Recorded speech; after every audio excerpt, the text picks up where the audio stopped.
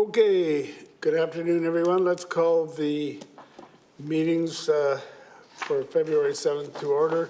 First of all, I will call the special closed council meeting to order and recess it until after the open and closed general purposes committee and the finance committee proceeding. So with that, I will call the general purposes committee, the open committee meeting to order. May I have a motion on the minutes? Moved and seconded. Any errors or omissions? Discussion? All those in favor, opposed, carried. Brings us to the Community Energy and Emission Plan 2050. And we'll turn it over to Peter Russell and Norm Connolly for an introduction. Mr. Chair and members of the committee, today staff are here to present the revised Community Energy Emissions Plan 2050. The plan builds on Council's previously endorsed 8 strategic directions that guided the development of the actions in the plan today. Detailed scenario modeling of current and best practices informed actions, as has feedback from over 1,000 members of the public and numerous stakeholders. The plan builds on accomplishments that resulted from the 2014 SEEP as well, including initiatives that predated the plan, such as investments in district energy and high-performance buildings. The city, in many ways, is not starting from scratch, but we must strive for continuous improvement. The revised plan for consideration today reflects Council's ambition to create a net zero emissions community by 2050, as advised by the Intergovernmental Panel on Climate Change. The plan also includes a midterm target of 50% reduction in greenhouse gas emissions by 2030. As noted to Council in 2019 when this came forward, the targets are ambitious, but they are doable through continued development of supportive policies, programs, and infrastructure investments, and ongoing support from senior levels of government through funding and enabling legislation. Mr. Chair, I wanted to highlight 2 noteworthy aspects of the plan. Firstly, the plan includes actions that go beyond our inventories that support greenhouse gas emission reductions resulting from consumption of materials such as food and construction materials and carbon sequestration, as noted on GP 33 in the plan. The plan also highlights areas where the city's equity, fairness, wellness, and inclusion goals can be advanced through the plan implementation, as noted on GP 29. The above sets the stage for 77 primary actions and 199 related implementation tasks that combine defines the city's roadmap for achieving the city's greenhouse gas reduction targets. Finally, as directed by Council in 2020, Attachment 3 includes the Climate Action Program's document. This document brings all of the city's work in climate mitigation and adaptation programs into one location for ease of reference and accessibility to the public. Subject to Council endorsement of this document, the SEEP 2050 and the OCP amendment, staff intends to continue to educate and engage the community generally through newsletters, social media, videos, and certainly when actions come forward for consideration. With that, Mr. Chair, staff have nothing further to add, and with the assistance of Norm Connolly and other experts as needed, staff are available for questions. All right, then we'll go to questions. First to Councillor McNulty. Yeah, thank you, Worship. First of all, I'd like to say to staff, thank you very much for an absolutely most comprehensive report that has put everything on the table. I don't think we need to, Your Worship, dissect this tonight. It just has so much and we can talk about it. I appreciate the idea of the 77 actions, and to me, I use the word they're realistic and we're working on. And that's something that we're doing with staff's guidance. So we're moving along in many, many of the areas. There are some that we need to address, but I just brought out a comment here, Your Worship, to staff. Between now and 2050 really is only 28 years. It's not a long time in the period of time. And I'm wondering, are there some things that staff have looked at that we could continue to achieve and accelerate along the way? It's like when I asked you and I have a referral on the diking. Can we accelerate that? I'm not saying you can, but having a look at it to see if we put a few more resources in, we can move that along quicker to get to our goal. So I'm just wondering, are there things, not necessarily in the report, but you have in the back of the mind as professionals that we could move along on? Through the chair to Councillor McNulty, the city is actually quite ambitious already in many areas, including, well, in particular, electric vehicle charging and parking requirements, as well as the energy step code for all buildings in the community. So, in many ways, the city is quite advanced, and certainly staff do not intend to take their, foot off the pedal on those programs. We continue to engage builders and their community around high performance and reductions in the community. Those are areas I would echo also, I'd say also that investments in active transportation and ongoing densification of the community and city center and other areas are all supportive. So generally, the city's actions are very aligned with the long-term goals, which is why we do believe the plan is a doable plan. Okay, well, thanks very much for that. I just want to say staff can, from my perspective, and I'm not going to go into some of the specific details. One could talk all day on this. I just want to say staff can take a bow and just keep us apprised as we're going on. And thank you for the good work. Thank you, Your Worship. All right, Councillor Hobbs. And thank you, and through the chair. Well, I'll echo everything Councillor McNulty just said as well, but I do also want to thank staff for a very comprehensive and forward-leaning report and recommendations, and I'm really enthusiastic about the 8 strategies that are contained in the report, as well as the related actions and steps. I think I'd also acknowledge council's role because it's before I got here, and so council, I think, was very forward-thinking in its direction with staff and working with staff. So just another quick comment and a question. When I look at some other material worldwide in terms of greenhouse gases, and it's broken down to kind of 5 categories: making things like steel, plastic, cement, 31%, plugging in electricity and its generation, 27%, growing things, plants, animals, that type of thing, about 19%. Transportation, planes, ships, trucks, cars, everything, 16%, and keeping us warm or cool is 7%. That's worldwide, and it's very broad categories. But when I look at the report with Richmond, just the question I'd have, if you could comment, and you already did comment on it a little bit, but when it comes to Richmond's numbers, generally speaking, I know it's what's within our purview and within our kind of range of what we do in Richmond, but it's 97% broken down to, I think, 57% for cars and trucks and that kind of thing, and then retrofitting buildings at 40% for a total of 97%. So can you just comment on that a little bit in terms of why, some of the things that you'd look at in a worldwide sense when you're talking intergovernmental and international agreements may not show up readily in Richmond's numbers, and ours are clumped into 2 much more basic categories. Through the chair to Councillor Hobbs, ultimately the plan focuses on areas where we have a level of authority or a level of influence.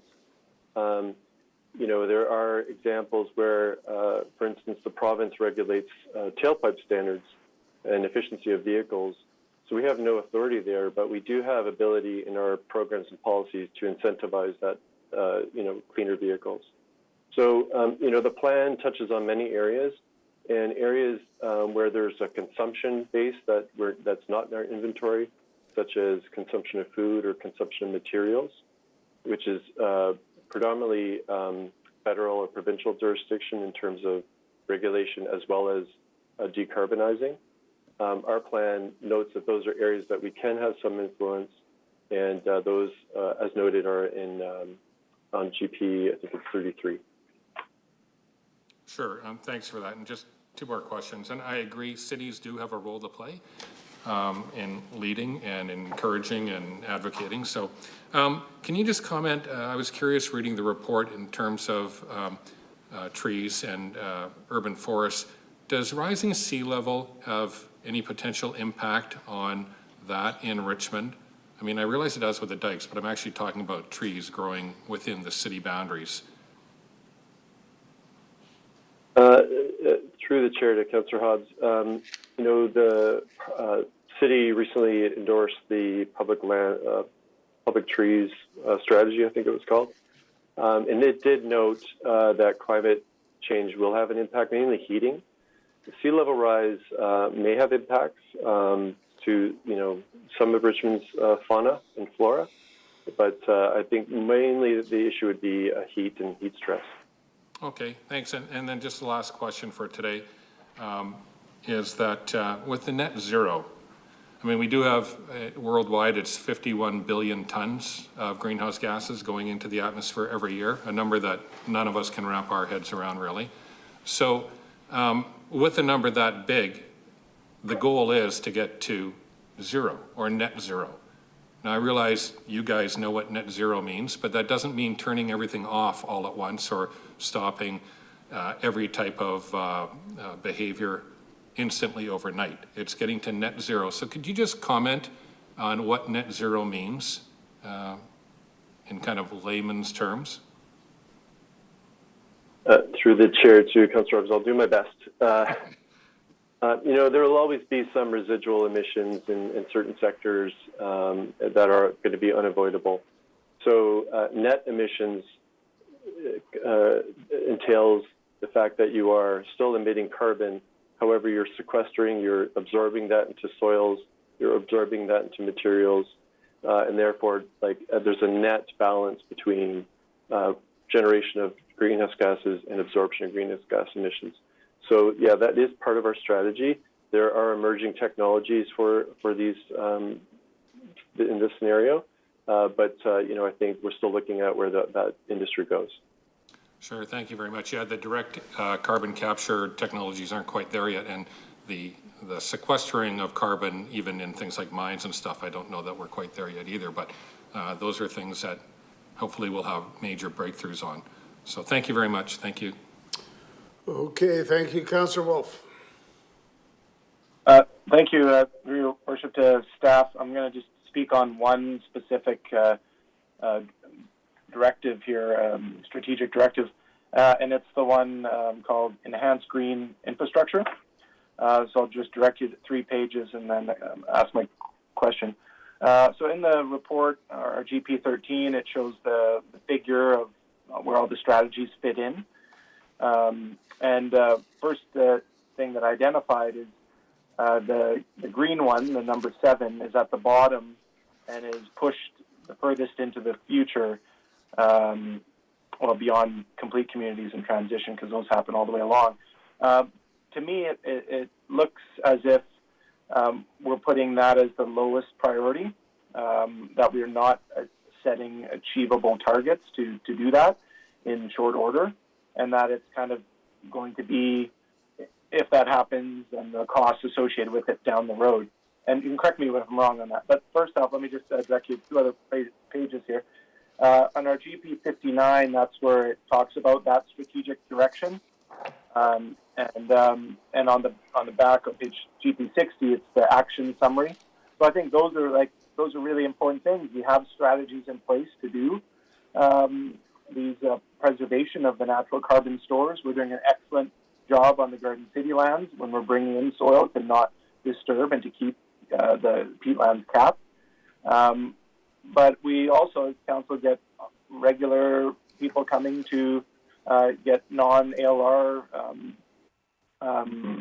exemptions to dig up peatland and put in roads and garlic farms and other things that disrupt and cause those to be lost. And if we're not addressing this now, then when we want to come to this in 2040, many of them will be lost, and we won't have those large intact areas anymore. And then finally, near the end of the report when it talks about implementation roadmaps. GP 89 and 90 are for this one. And I look at it compared to the other ones, and they have short timelines of when things will be done, whereas enhanced green infrastructure is just, it will be done by 2050. So, and to see that we're highlighting all the right stuff in here, that we need to value the central wetlands, the sturgeon banks, the urban tree canopy. But again, just in my years here, seeing that we're eroding much of this or leaving it to other jurisdictions because it really falls under some of those. So like the central wetlands, we're not working with the D&D on the preservation of the most valuable, most high quality peatland, the D&D lands. The sturgeon banks, it's a mix of jurisdictions working towards it. There's very little of what Richmond has been able to offer as ways of enhancing that. Tomorrow at the Planning Committee, we're hearing about enhanced tree preservation, but I'll speak to it tomorrow, but I think part of that is going counter to what the enhanced green infrastructure is asking us to commit to, which I'll bring up that item tomorrow. And again, we see a lot of exclusion applications to areas where it is that peat that's referred in here as keeping the carbon stored, but it's not just keeping it capped and stored. It needs to be healthy peat, so it needs to be continually growing to be continually pulling more carbon in and storing it. So that's what my hesitation is right now on approving it, with the, I think, lack of direction under this strategic direction number 7. So I'm not sure if staff can comment on any of those. Mr. Chair, I can provide a brief comment to Councillor Wolf's question. I think the nature of the issues that and the questions you bring forward is reflective in the city's authorities on this particular issue. So, in farming and the examples you gave, we have very little jurisdiction, but we don't have any tools. So, for instance, we do have the ability to partner with farming communities. We do have the opportunity potentially to communicate and educate, or even provide incentive programs. So those are noted as part of our toolkit in this area. And I think staff do appreciate and understand the benefits of the items you raise, but currently there's challenges for us to implement directly. So with respect to regulation and policy. So eventually there may be opportunities for those types of tools.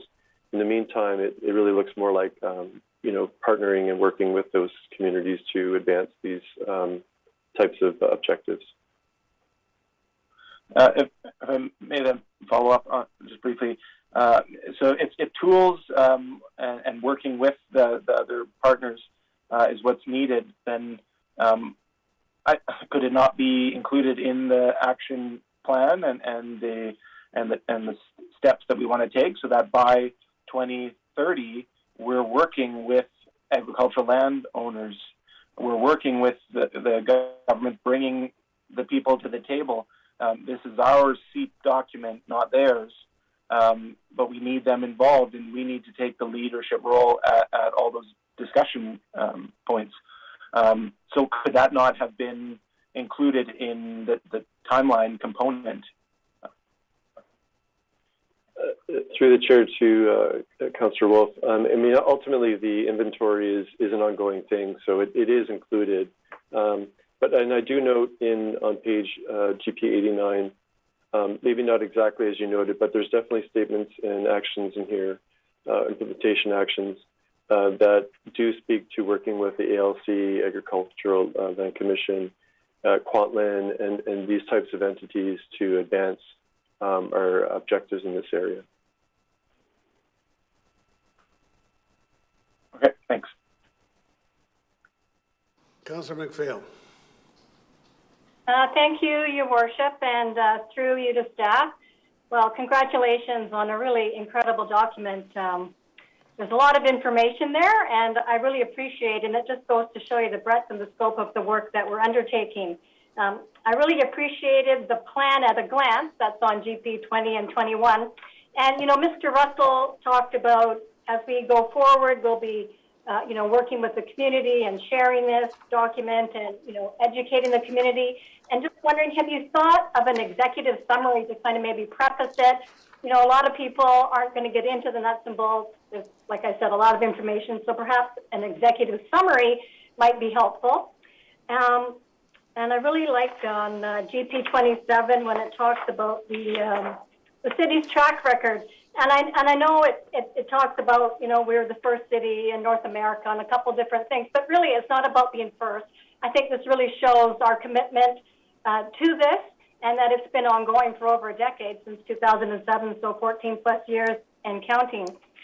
And I really liked the advancing equity in our plan, and I like how it's front and center, and I think this is probably one of the first documents that come across where it is, and we're identifying it, we're talking about it, and you know, you articulate it more on GP 71, centering equity in the plan implementation, so really great work on that.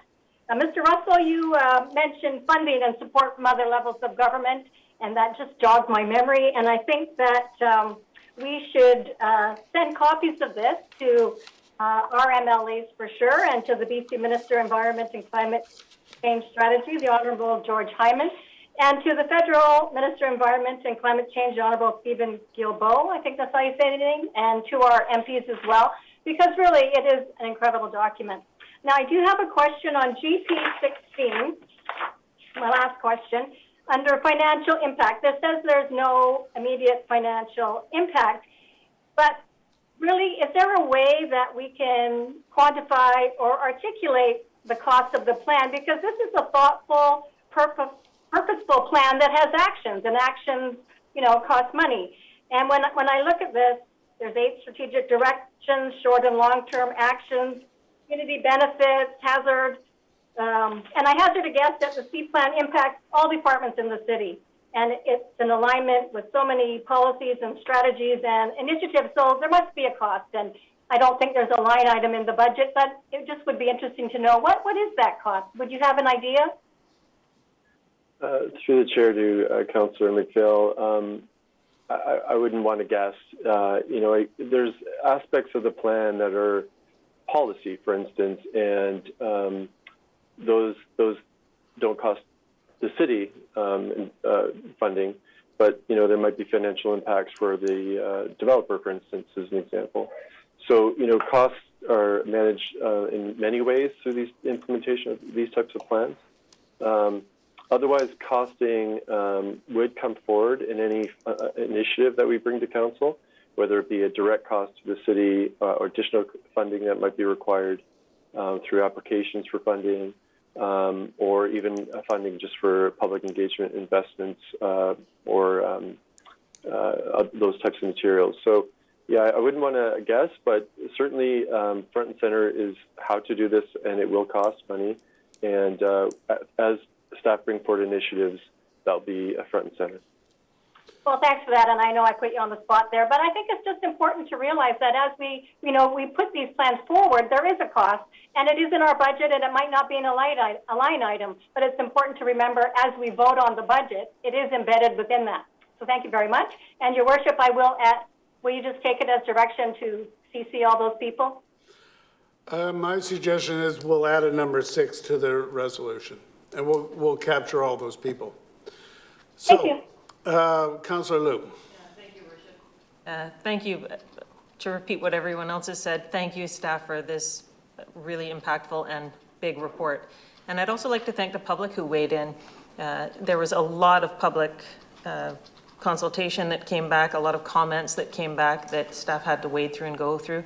And there was a huge general support for most of these initiatives. And so I think that's really encouraging for us to know that people are interested in this and that there is the support for it.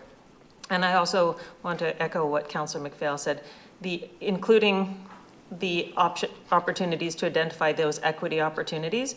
I think this actually brings that equity lens to our work in an official way, not just as that extra thing that sometimes we remember to think about. It puts it right there in the report.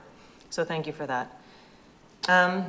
On GP 44, you talk a lot about transition to zero emission vehicles. I think, we have to think more and bigger in addition to just transit. We're going to have 25% more people coming to Richmond, and all those people can't bring a vehicle with them, whether it's an electric vehicle or otherwise. So I know we need to be building better bike lanes and building things differently. And we also need to be considering the different kinds of bikes that are coming, and cargo bikes and chariots that people are pulling. You talk about connectivity, and, there's a number of places in Richmond that if you've got a longer bike or a chariot, a double chariot with kids in it, you can't get through the chicanes to get onto the path. You've got to wrestle with it. You've got to do various different things. And when we start building our community for those different pieces of equipment, I think we're going to have a lot more success getting people out of their cars and into different modes. Starting to talk more about shared cargo bikes at our city center, strata units, things like that. I think those will really support what we're doing. So thank you for all of this. And like I said, I hope that as you're looking at connectivity, you're looking at different sized bikes, scooters, things like that we're trying to move around. I think we need to be promoting e-scooter use, not just necessarily limiting how fast they go, but considering what are our future needs in terms of widening our multi-use paths, getting those bigger and safer, better separation from the roads, making sure that they're properly lit for people at different times of night. I think those are all the important directions that we're going in. So thank you. Okay, thank you. Councillor Steves. Harold?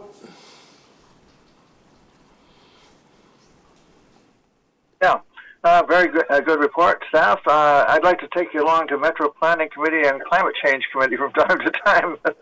They could use some advice. You may be aware we've referred back to the Metro 2050. The stuff that they haven't got in their report, you've certainly got here, and I appreciate that. I do have two questions, though, that I'm a bit concerned about. We see Fortis BC constantly advertising, get more natural gas from us and we'll give you some renewable natural gas. And my big concern is we're going to start growing food crops to produce natural gas. And I'm just wondering what staff's thoughts on it, where this renewable gas is going to come from. And the reason I'm worried about this is because worldwide, 60% of our agricultural land is totally depleted. And that's mostly in Canada and the U.S. and the industrialized nations where we've just added chemical fertilizers, so there's very little humus and organic materials in the soil. And we need these materials in the soil rather than utilizing them for power. Now, if you put an anaerobic digester in like Harvest Power had before they screwed it all up, that's what we're aiming to do because we're keeping most of the materials to put back in the soil again. But I'm just wondering what staff's ideas are of renewable natural gas, because I wouldn't want us to see us encouraging growing crops to do that. Through the chair to Councillor Steves, I think in strategy area 7 and 8, enhanced green infrastructure and circular economy, it speaks to advocacy, it speaks to bring forward the city's concerns in these areas. So that's an opportunity. With respect to renewable gas, it does support generally circularity in the community.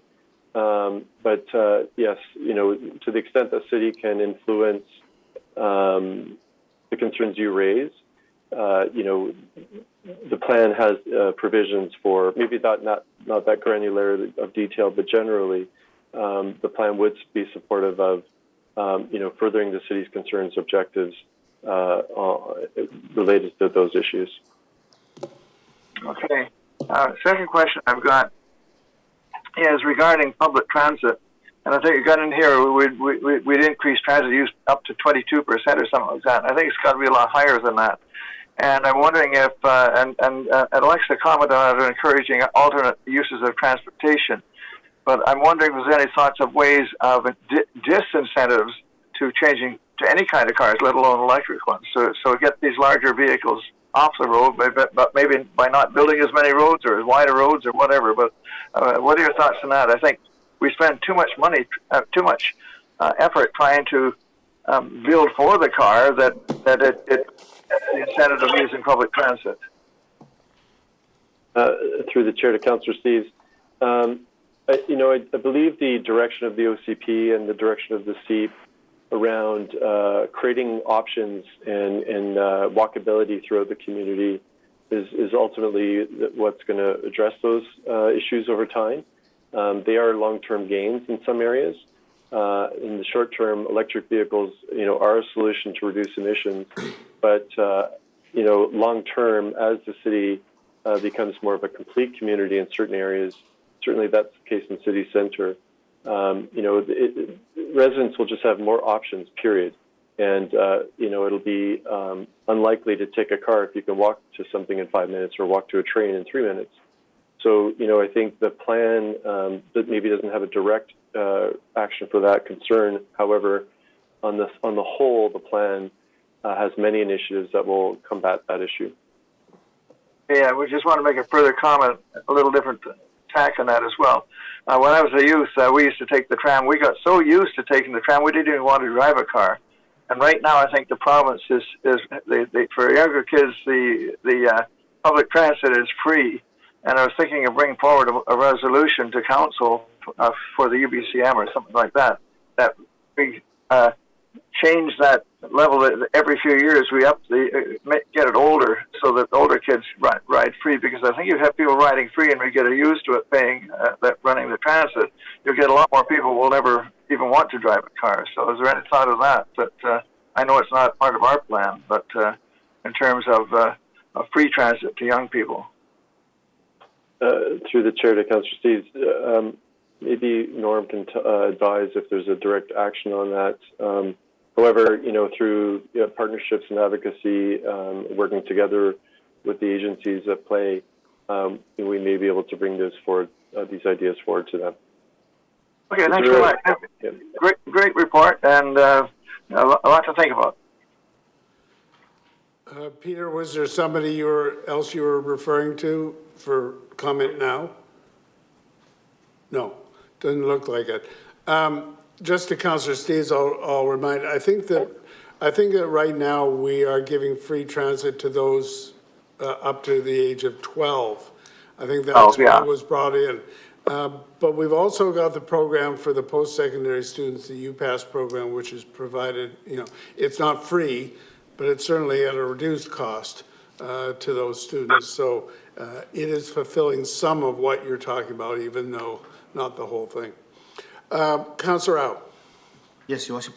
Thanks to staff for this very informative report. I think there's lots of good information, and I think it should be a good reading for the public. So I don't know, after we pass these resolutions, is there a plan that we can make this very thick document easier to digest by the public? And also, I want to start to comment on GP 99 regarding the response from the public consultation. Now, to me, it sounds like that we have very positive and also lots of good response. But I don't know, in terms of our expectation, is staff satisfied with the responses that we got so far for public consultation? Through the chair to Councillor Au, absolutely. I think we had staff put a lot of effort into engaging a broader audience this time around. Like last summer, 2 summers ago, we had staff going out to community events and asking families and children questions about their ideas in the future. So not only do we have a lot of numbers, but we had a broad diversity of audience participate. In the last round, we had clearly broad support for the plan, but all the comments that are in that attachment number 2, I believe, are very rich, and that gives us a lot to consider when we bring forward initiatives specific to those comments. So we look forward to bringing those forward and looking at that feedback from the SEEP to make sure that we're considering that when we bring those initiatives forward, as well as engaging the community as well at the same time. Yes, very good. And also, I like the report not only have plans, but also have recommendations for actual actions. And I like the report for its multi-level approach in a integrated way. I think that's also something very good. Now, when I read the comments from the public, I noticed that there are lots of interest in the area of retrofitting the existing buildings. And I know that staff have made the comments before saying that this is one of the areas that we should make larger movement forward. But at the same time, this also is an area of most challenging one. So I noticed that the public seems to have lots of interest in this area, and I think that the comments, as you mentioned, is also very rich. Now, I noticed that in that section, some people comment on the solar panels, and they talk about, in one way, the life expectancy of these solar panels, and also the handling of those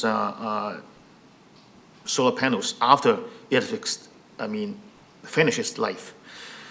And so, can staff comment on that? What advancement can we expect in terms of the efficiency or effectiveness or advancement of these solar panels in the future? And how are we dealing with those solar panels right now after they have already served the purpose? Through the chair to Councillor, I'm not sure on the response. Norm Conley might have some information as he has some experience in this area.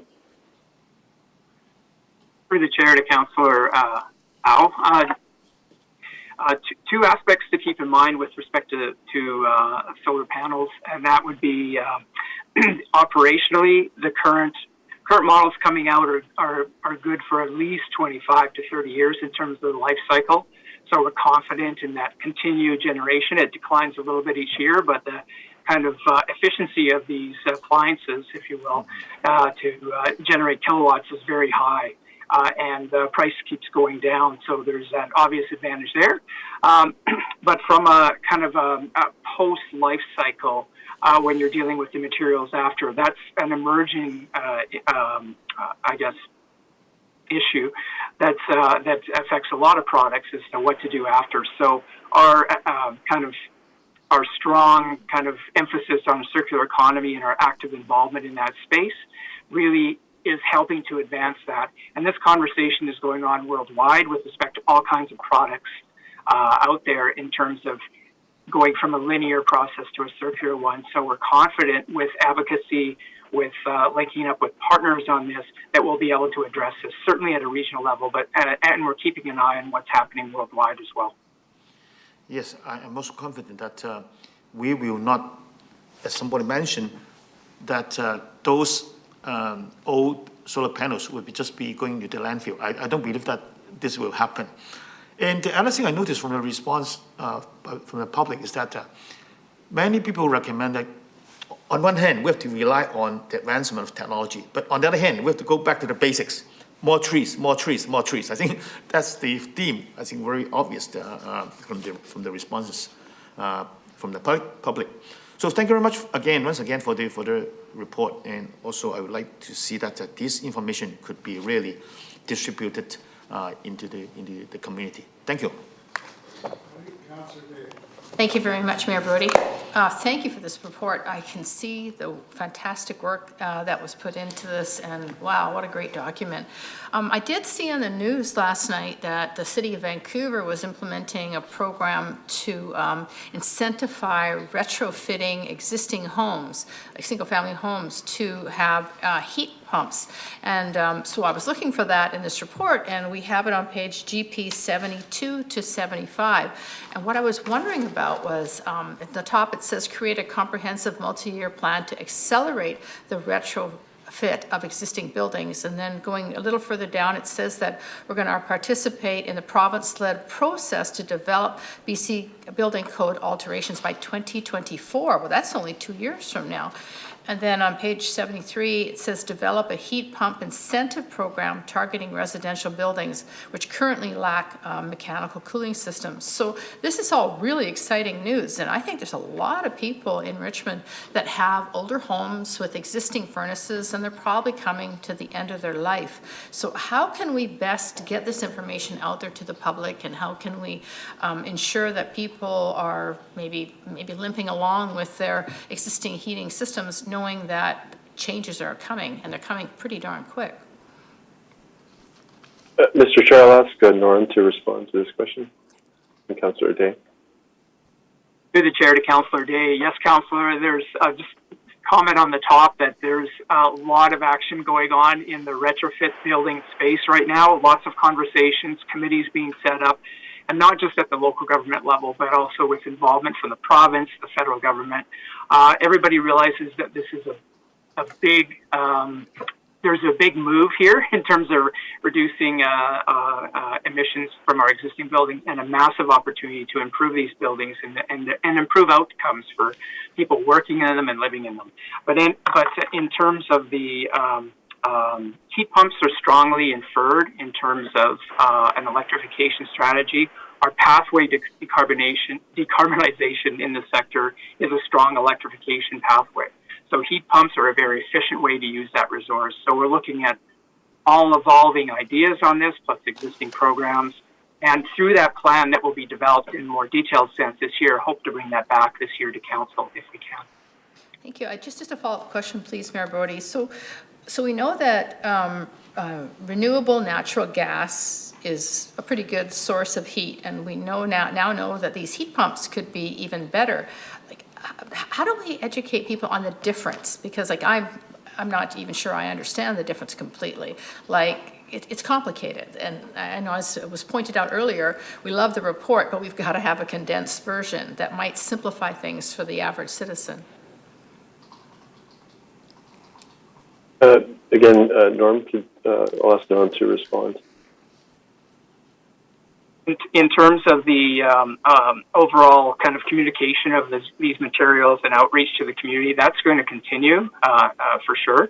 And to the point of having a kind of more of an exec summary, shorter materials, much like we did in our third round of consultation with the two-page direction summaries that kind of encapsulated the action roadmap within each direction. Those were a little bit more digestible and understandable. So there's a bit of a communications effort here that's going to entail as we go forward. I guess in terms of the comparison between RNG and electric heat pumps, we're looking at renewable sources broadly speaking. We're going to watch the progress that FortisBC makes in terms of its, and even moving beyond its current 15% target of renewable natural gas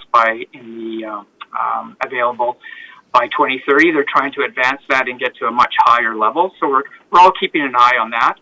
But as I mentioned earlier, our pathway forward is largely electrification and using efficient use of electrification. So heat pumps generally have a coefficient of performance for heating and cooling in the 2 to 3 times the energy input at least through most of temperatures that you would have during the year. So for introducing building cooling where there was none before, and also for efficient use of heating of those spaces as well.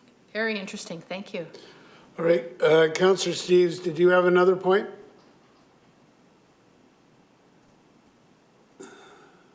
Yeah, just a further question on the heat pumps. I'm looking at the heat pumps right now, and our natural gas furnace burned out, and I didn't want to replace it. And I've contacted the main companies in Vancouver, and they said, "Oh no, the heat pumps are just a backup. You've got to replace your natural gas furnace." I'm not going to do that, but I just wanted to pass that on. That's what they're saying. There's got to be another way. But the question I've got is, has staff looked into ground-based heat pumps for the ground heat in terms of townhouses and smaller apartments than the ones we're doing in the city center? In other words, along arterial roads or something like that, where we can start connecting up to ground-based heat. Through the chair to Councillor Steeves, staff have looked at the viability of such systems along arterials, and the density gets to be quite challenging. So, you know, there are limitations in terms of what makes sense for that scale of development. But certainly in city centre, we are looking at those types of opportunities clearly already in place in Alexander District Energy, but there's potential future park areas that have that potential for ground source heat pumps that staff are looking at as well. Okay, thanks. Okay, so in terms of a resolution, the suggestion is that we would endorse this, make the OCP and the various bylaw changes, but also add number 6, that copies of this report be sent to the federal and provincial ministers of the environment, to local MLAs and local MPs. Okay, so that's moved and seconded. For any further comments on that? Okay, I'll call the question. All those in favor? Anybody opposed? It's carried with nobody opposed. So that brings us to the grants report. The first one is on Parks, Recreation, and Community Events grants. Who would like to weigh in on this from staff? So for staff, we have the report, we have the recommendation. I know that Councillor Liu is going to have to declare a conflict, but we'll deal with it without kids sport for the time being. I'd move the recommendation. Okay, so that's moved. Second. So just a minute, the recommendation, just a minute. The recommendation is we are taking $5,000 off, no, I'm sorry, how much to kids sport? $24,000 off this amount for kids sport, and you're moving the balance. I'm moving that the grant be awarded, kids sport be awarded for $19,000. No, just a minute.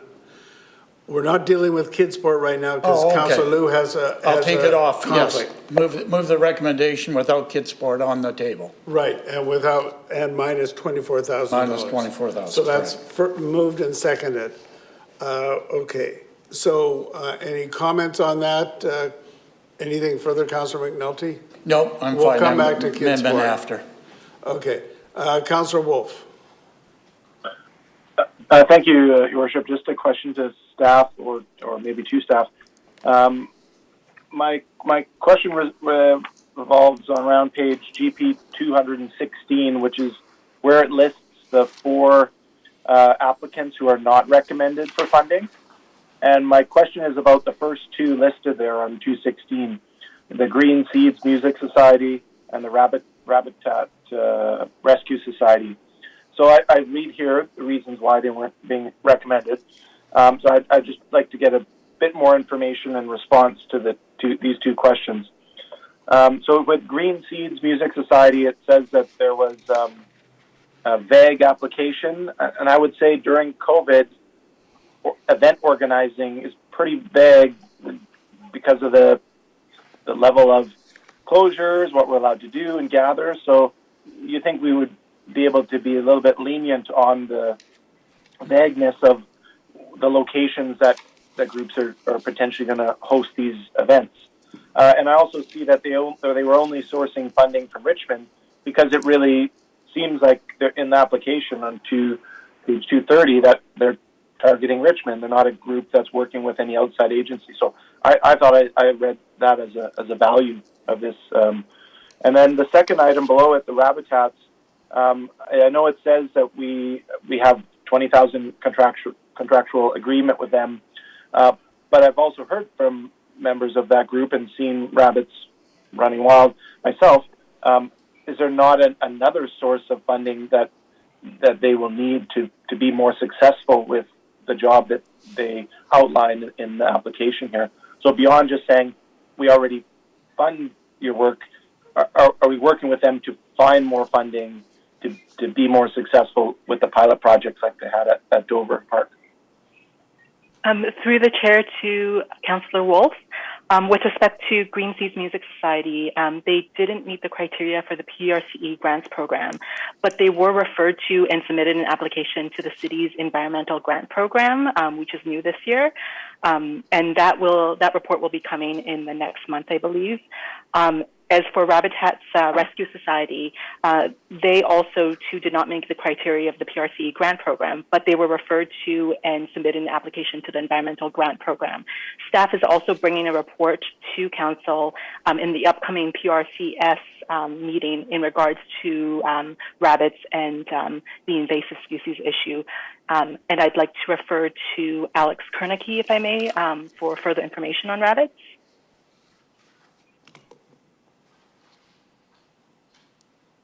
Through the chair to Councillor Wolf, unless there's a follow-up question from Councillor Wolf, I actually have nothing further to add with regards to the Rabitats item. Thank you. Yeah, through to the worship, Your Worship, I don't have any further questions. Really positive to hear those responses and look forward to next month's reports. Thank you. Okay, Councillor McPhail. Thank you, Your Worship, and through you to staff. Well, thank you for the report, and it's good to see that there was an increase in applications, so kind of more back to the 2019 level. And I think you partially answered my question with the question that came from the previous speaker, but my question is, when no funding is recommended, does staff go over the application with the applicants so they better understand the criteria and process, especially when there's a new applicant? Through the chair to Councillor McPhail, when we are sending a notification to the applicants, we do put in more detail as to why the application was not recommended for granting. And for a lot of the organizations, we do contact them to assist them with both general tips for grant writing as well as to align their programs with the purpose of the city grant program in particular and the criteria to be eligible for a grant.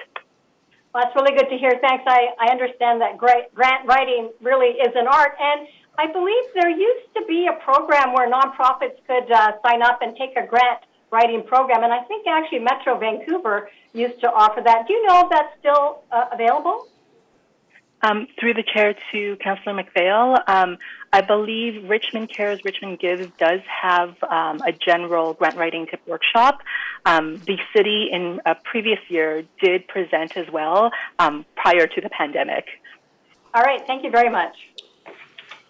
All right, Councillor Day.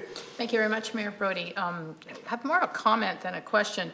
Item number 13 is the Richmond Delta Youth Orchestra, and they asked for $10,000, and we're going to give them $9,100, which is great. And I can't help but notice on page GP 308 that it says that... No, just a minute. The grants we're talking about are on summarized on page 218. I've jumped ahead. My apologies. Okay. So I'm going to call the question on the Parks, Rec, and Community Events, taking out kids' sport. All those in favor? Anybody opposed? So that is carried. Now, Councillor Liu, your conflict. Yes, I'm on the board of Kids Sport Richmond, so I'm declaring a conflict. Okay, thank you.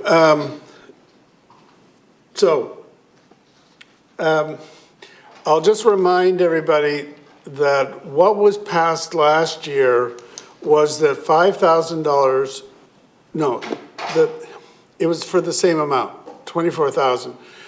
First of all, that the grant to Kidsport be awarded and a check dispersed for $19,000. Secondly, that $5,000 be held back and allocated to sports group not recognized by Kidsport, and that this be administered by staff, and at the end of the year, any remaining funds be given to Kidsport. Okay, so Councillor McNulty has moved the same motion as last year. Is there a seconder for that? There's a seconder for that. I'll go to any comments. Yeah, if I may, Your Worship. Okay, Councillor McNulty, go ahead. The reason we did this is the money that we have is taxpayers' money and should be available to all students in Richmond trying to do sport. If you're a member of Kids Sport, the only groups that are available or that can take advantage of Kids Sport are those sports that have a provincial sport organization. which is registered with Sport BC. Groups like judo, karate, ultimate, and many other activities are not registered, so they can't have any money. And yet they're Richmond citizens, and we've got some extremely group. So we hold $5,000 back that they can continue to apply to staff. In past, because it was new last year, it wasn't taken advantage of. This year, I understand a number of groups are going to take advantage of it. If there are funds left over, and the $5,000 was not totally used, it would then go to kids' sport at the end of the year, which we did this past year. They got $19,000, and then just a number, last month, we gave them another $5,000 because the money wasn't used. But this then is inclusive to all sporting groups in the community of Richmond. And I think that's what council and everybody wants. So that's why we've broken it down this way. It's almost like an annual resolution, but I think we got to put it in. Otherwise, there are kids out there that are in different activities and cannot take advantage of it. So I would move those recommendations, Your Worship. Okay, so they are on the floor. Councillor Day. Thank you, Mayor Brody. Yeah, I agree with Councillor McNulty, and I wonder if we shouldn't just make it, what we do in the future is make it part of that. Instead of every year having to revisit it and amend it, why don't we just make that the way we go forward? Since this is now the second or third year, I think, that we're doing this. My suggestion is that staff consider that when they're putting together the grants for next year. Let's see how this year goes, see what the uptake on it is. Let's make any tweaks, and you can recommend some different points of view. Okay. Okay, so on the kids' sport, the $24,000, it's the same as last year. All those in favor? Any opposed? That is carried. Moving along to arts and culture, we had registered, and I think he's here. If you've got any questions, Paul Dufour is here if we've got any questions. Is there anything staff wants to say about this? Through Your Worship, nothing further to add to the report, and happy to answer any questions. Okay, so it's moved and seconded. Councillor Day. Thank you. I had a question of staff. So the Richmond Delta Youth Orchestra, we're giving them $9,100. And it says on page GP 308 that since they moved to Richmond, their enrollment has almost doubled. I'm wondering, it's just kind of a picky thing, but should it be called the Richmond Delta Youth Orchestra? Because I wonder if people reading this might think, well, why are we sponsoring a Delta organization? I mean, it really is almost at this point more Richmond than Delta. So just wonder what your thoughts were on that. Through the chair to Councillor Day, not to speak for the organization, but my understanding of their history is they used to be called the Delta Richmond Youth Orchestra. And to acknowledge that shift, they did change their name several years ago to Richmond Delta Youth Orchestra, but wanted to keep the Delta part in recognition of their historical roots and their long-term supporters. Okay, thanks. All right, any other comments or questions? Okay, I'll call the question. All those in favor? Any opposed? That is carried. That moves us to the child care grants. Staff has circulated, just for your reference, and I should say parenthetically, we should have this kind of information that came on this outline this afternoon showing the history. We should have that, right in the report. So that's child care grants are moved and seconded. Is there anybody or staff wanting to comment or whatever? Okay, then I'll call the question. All those in favor? Any opposed? That is carried. And it moves us to the last one, which is health, social, and safety grants. Recommendation, put it on for Your Worship and have an amendment. Well, then get someone else to move it, because the mover isn't supposed to amend it. So someone want to move it? So it's moved and seconded. Moved and seconded. Okay, now, Councillor McNulty, you had a comment? Yes, thank you, Your Worship. I agree with everything that staff have done. A good job. Thank you very much. But there is one group there, the Multicultural Helping House, that has an office here in Richmond and has has been denied because they supposedly don't have any impact in funding. And this particular group went through a little bit of difficulty in restructuring, but has a very, very strong component here in Richmond. And because they do, they do everything from the 55-plussers to the Filipino flag raising and the celebrations and other activities, an extremely strong component in Richmond.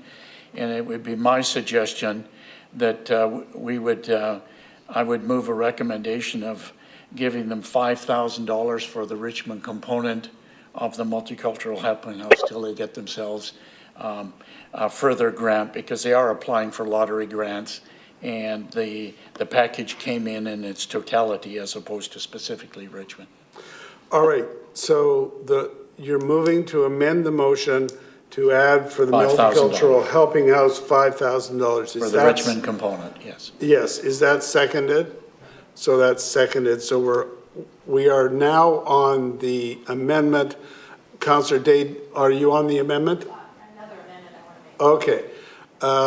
I'll ask Councillor McPhail, are you on the amendment? No, I have a couple other amendments. Okay. All right. All right. So let's call the question on the amendment, which has been moved and seconded. 5,000 for Multicultural Helping House. All those in favor? Aye. Anybody opposed to that? All right, so that is carried. Councillor Day. Yeah, I'd like to make an amendment as well, please. Parish of St. Albans, they're located on GP 439 for the full application. We've agreed, they asked for $22,000 and we're giving them $15,652. I would like to give them the full amount of $22,000, which is an increase of $6,348. The reason being is they service like 12,600 people, and what they need is just a minute. I'm gonna, before you go on, is there a seconder for that amendment? Okay, so that's moved and seconded. Go ahead. Yeah, so thank you very much for that. So what they're looking for, if you go on page 441, is the purchase of a new commercial refrigerator for them to continue feeding all these people, not just the ones that come into St. Albans, but all the home delivery of meals. They have to have a way to store the food. And on one hand, if you look at the item right after this, which is the Pathways lunch subsidy, they only serve 335 people, and yet, you know, they've been given full funding. And I think given the sheer numbers that St. Albans services, I think this is a critical component of their operation, and I would like to ask that we go to their request of $22,000, which would increase the budget to $6,348. It's a very worthwhile program. All right, now, before I go for further comments, I want to ask staff, is there some reason that you did or did not, from your notes, it sounds like you gave them a previous amount plus a cost of living increase, but didn't give them money for their fridge. Is that correct? If so, can I get your rationale?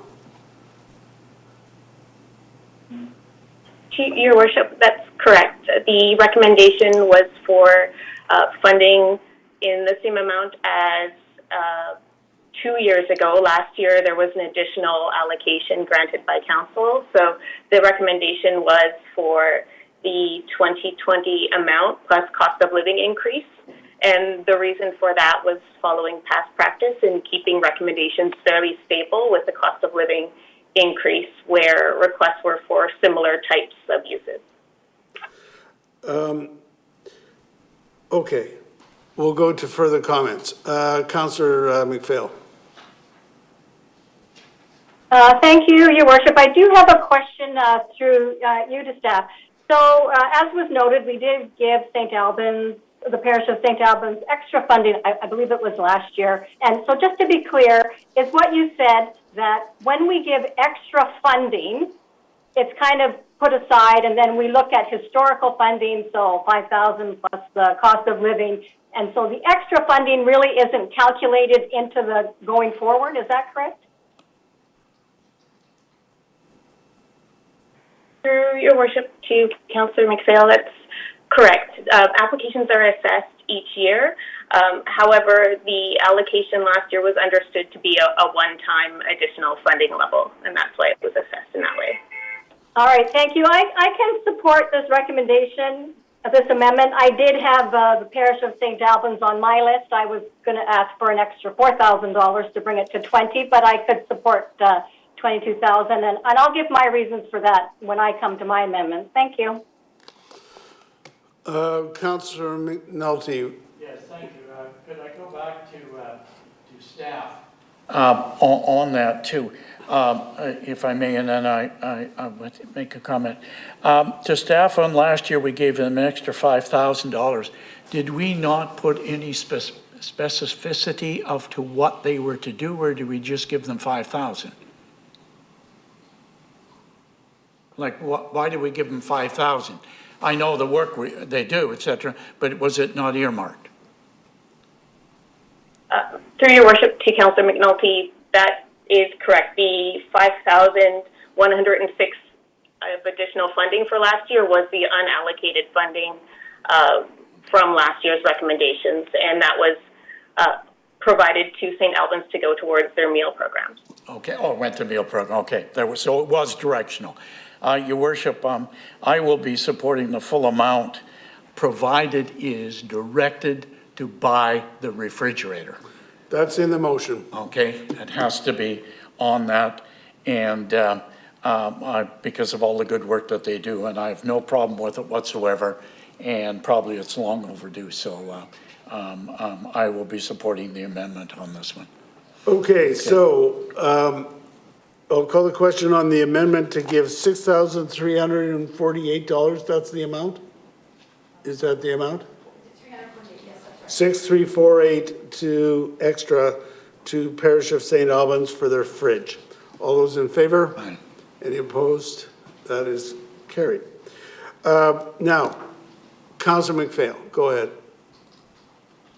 Thank you, Your Worship. I have a couple of amendments that I'd like to put forward. And you know, I think that as I look back over the last 2 years of COVID, we've, as a city, have been, very thoughtful about where our grant money is going. And I think this year has been, again, especially hard for many of the nonprofit community associations in our community that service the vulnerable people.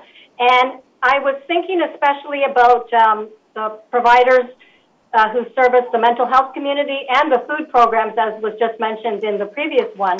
So what I would like to see is the Canadian Mental Health Association, Vancouver Fraser branch, it's recommended $8,870 to raise it $10,000 to $10,000. So that's an extra $1,130. Sorry, just a minute. Which one is this one? Canadian Mental Health Association. Fifth one down. Oh, okay. Mental Vancouver Fraser branch. I think that we all have, through our networks, heard how there are so many people suffering through mental health, and COVID has really exacerbated this issue in our community. And I think that by acknowledging this and just granting some of these organizations a little bit more money is an acknowledgement of the issues in our community, and that, a little bit more will go a long way, I'm sure. And then the next one is the Community Mental Wellness Association of Canada. That was suggested, $10,435, and I'd like to suggest $12,000. Okay. So that's 1.5. And then the Richmond Mental Health. Sorry, what was that amount there, Councillor? How much more? 12,000, so it's an extra $1,565. Okay. And then the Richmond Mental Health Consumer and Friends Society, the recommendation is for $5,478, and I'm suggesting $6,500, which is an extra $1,022.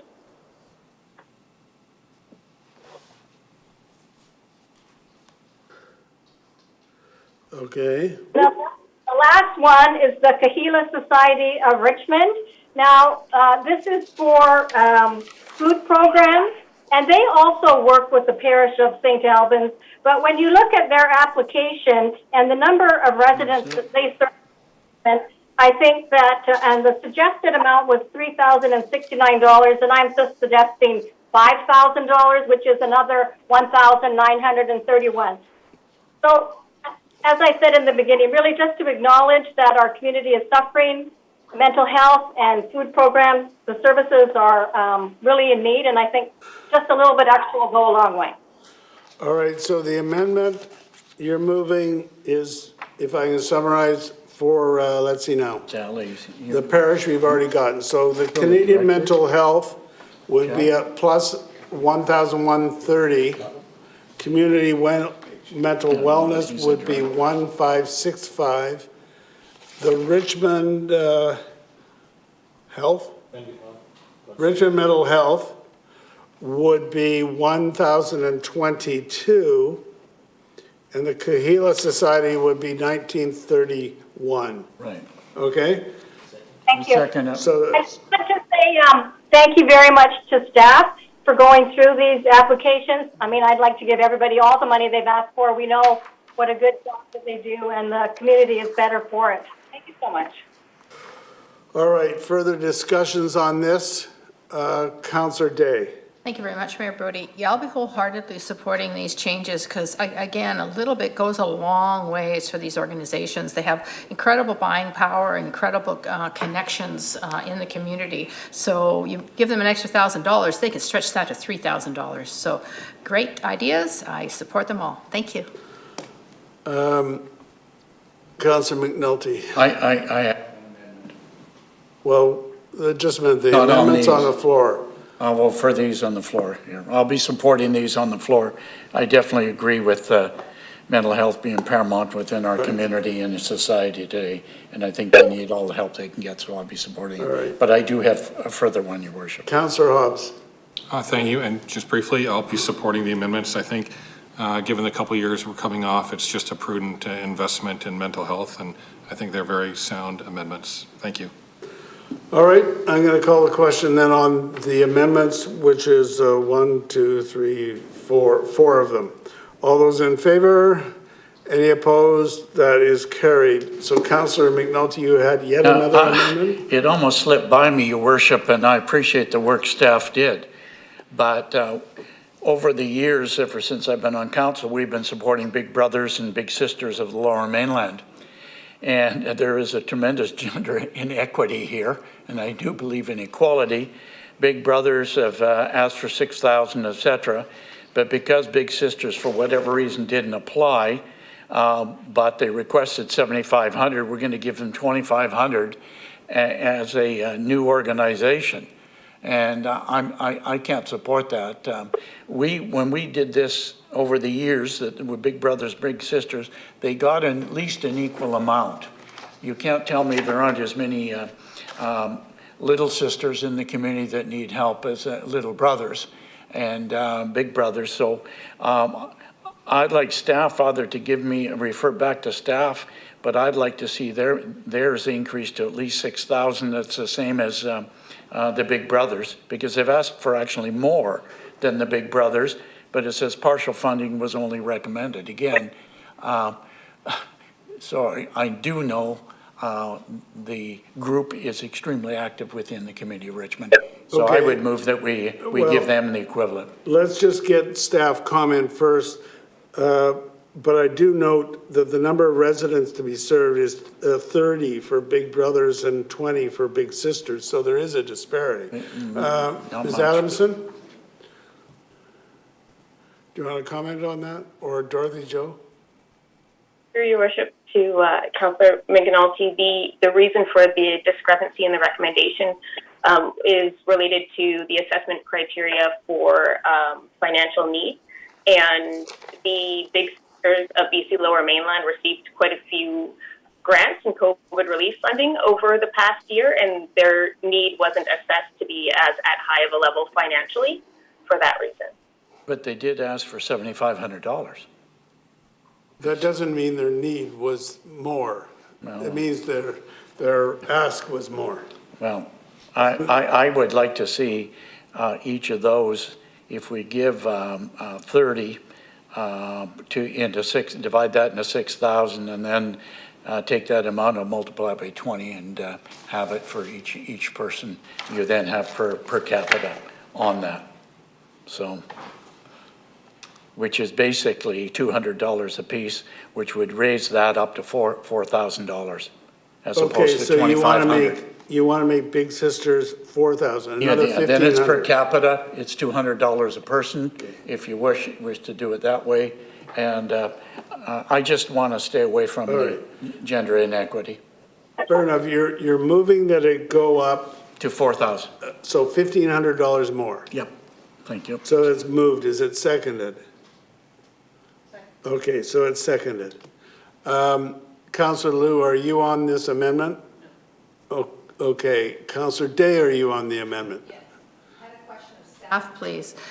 It states that grant funding towards personnel salaries, and the same thing towards personnel salaries. Do we know if the Big Brothers has got a larger pool of employees than the Big Sisters?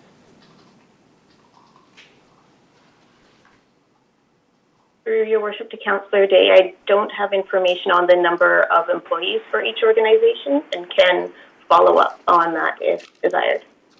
Okay, well, if this goes through, it would go to council anyhow next week, so maybe we could get that information before we vote, the final vote? Could you check that out? Okay, I'm going to call the question then on this amendment. All those in favor? Any opposed? That is carried. So if staff could get just that further information that's been requested. Councillor Liu. Thank you. I'd like to make an amendment too. For the Richmond Women's Resource Center, we've got them at $26,598. I'd like to bump it up to $29,000, so increase it by $2,402. We talk about COVID and how it's impacted people, it's impacted people's mental health.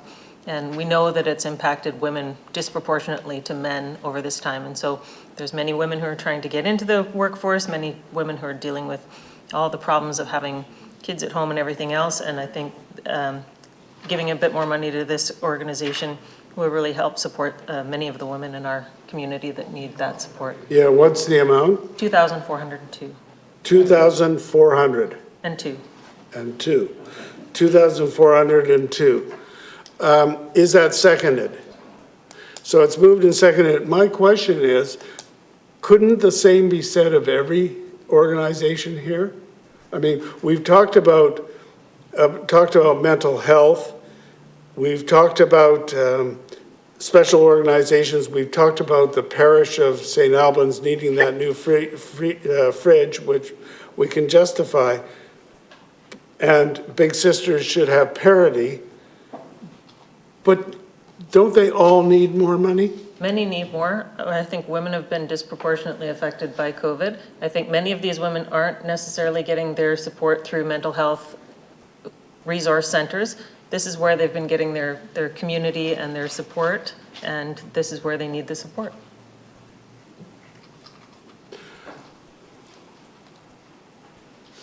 All right, any other comments on that?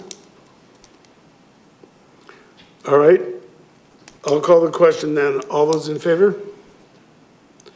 Any opposed? It's carried. All right, I think that does that.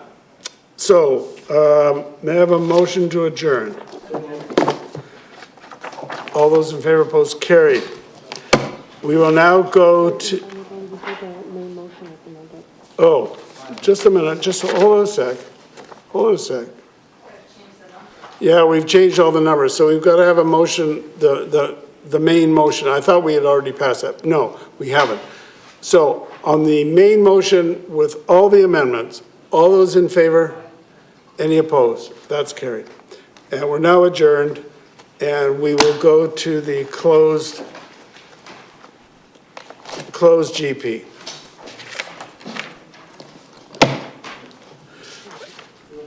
Oh, I'm sorry. I am getting ahead of myself. We're going to the Finance Committee. I knew there was something. I'll call the Finance meeting to order. May I have a motion on the minutes? Moved and seconded. All those in favor, opposed, carried. Cessation of cash transactions at City Hall. Moved and seconded. Any discussion on that? All those in favor, opposed, carried. Little Island Energy Company. Moved and seconded. Any discussion? All those in favor, opposed, carried. And the Olympic Oval, their operating capital budgets. Moved and seconded. Councillor Day. I have some questions on this, please, Mayor Brody. On FIN 27, it states that the revenue was $4 million less than 2019. And if that's the case, then why are we still spending $545,000 on marketing for the Richmond Oval Corporation? And would there not have been money left over from 2021? And if you look at the graph on FIN 29, it shows the revenue is still at 4.2 or almost $4.3 million. So I'm just confused about this. I was wondering if staff could walk me through it. Rick, can you help her out? Yeah, through your worship to Councillor Day. The budget that you see in front of you is the 2022 operating budget. Just to give you a sense of where the Richmond Olympic Oval Corporation was pre-pandemic, we were at approximately just over $9 million in terms of our programming revenues. So we are $4 million lower than where we were pre-pandemic in terms of where we were anticipating to be in 2021. And we did a big reduction in all of our expenses when the pandemic hit. At our peak, the marketing budget was upwards of $800,000 or $900,000. So it is significantly lower than where it was prior to the pandemic. And yet the city contribution is still $3.6 million for 2021 and $3.7 million for 2022. So I'm having trouble with this one, so I won't be able to support it not unless I get a lot more information. So, all right, Councillor Wolf. Yeah, thank you. My question relates to on page Finance 28, and it's the last paragraph there about the capital budget component of this item. And so in there, well, I have two questions. First one's the easy one. It mentions lot 5 in brackets. Could someone just clarify what's lot 5, and then I'll speak to that. Yeah, through the worship to Councillor Wolf, I'll turn that over to Jerry DeSpico to answer that one. Thanks, Rick. And through your worship to Councillor Wolf, Lot 5 is the area of land that is bordered by River Road and Oval Way. And it is an area that we are looking to improve through external funding, as indicated in the report we provided to Council in the summer. Okay. Yeah, I do recall that the report on some of that space. What I'm concerned with, which I don't think is captured in here, which, well, clarify if I'm wrong about that. I walk to the Oval to use it every week. I've been doing that for pretty much 10 years. And on the south side of the building, so like the main way to get into the parkade, there is no sidewalks. Due to the pandemic, many user groups have to walk that way to get to the river side of the Oval to enter for their sporting event. And you're walking in the dark, poorly lit, no sidewalk, no even separation or painted lines. It's treacherous at the best of times, and I can't believe I haven't been clipped because there's cars coming out and going in, and for pedestrians, for cyclists, for families, people still are going that way into and from the Oval. But I don't know where the transportation safety upgrades are. Are they included in this capital budget somewhere? Yes, thank you for your question, Councillor Wolf. The work that you're requiring, that you are referring to, is actually involved with another project. And so throughout this quarter and quarter 2 of this year, we will be seeing various improvements in drop-off areas, and better delineation and lighting and access ways into and out of the facility. Not necessarily related to the Lot 5 project, but to your point, we've been well aware of increased traffic, and we're making amends and putting some improvements in place to address the questions that you have brought forward. Thank you. Just a follow-up then, you referred that this was coming back or part of another report or project. Would this be coming to Public Works and Transportation, or is it an Oval Finance report? This is a capital approved project already by the Oval that's been taken, but obviously we're working in concert with Transportation and putting this project together. Okay, great. Thank you. Okay, so it's been moved and seconded. All those in favor? Any opposed? Someone's opposed. Councillor Day is opposed. So it is carried with Councillor Day opposed. And someone move adjournment.